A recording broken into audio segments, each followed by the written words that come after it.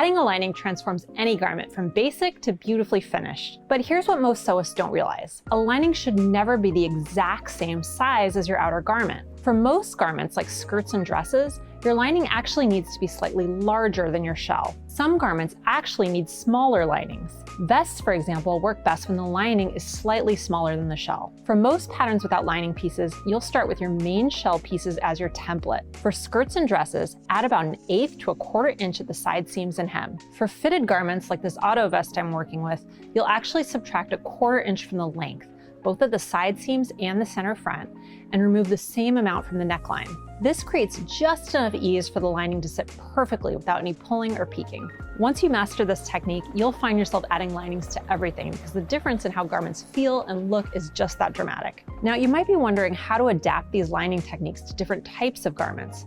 Not every lining is sewn exactly the same. In fact, there's a whole world of lining techniques beyond what we've covered today. For jackets with sleeves and facings, you'll often need what's called a bagged lining, a completely different approach that creates that loose floating effect you see in high-end tailoring. In fact, our October skills workshop is all about sewing bagged linings. If you've been thinking about making a jacket for fall or winter but aren't confident about creating a gorgeous lining, Erica will lead you through it step by step this month. I'll put a link below so you can learn more.